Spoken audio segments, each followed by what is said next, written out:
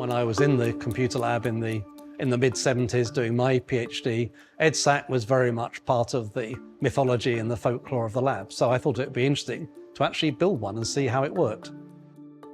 We started the reconstruction project in 2010, 2011. We recruited a volunteer team to work on the machine. One of the volunteers built what today we would call a logic simulation to understand what the various parts of EDSAC were and how they would fit together. The early computing pioneers didn't leave very good records behind.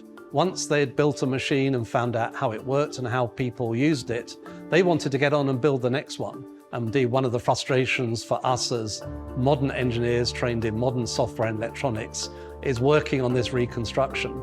We have to forget a lot of what we were taught to go back to the 1940s.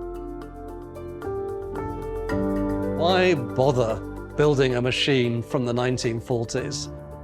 The important thing is to be able to show the history of computing, how it has developed from machines like EDSAC through to modern microelectronics. So by modern standards, it's very small, it's very slow, but in its day, it was competing with a PhD student sitting at a desk with a book of logarithm tables or a hand calculator, and it won that battle hands down.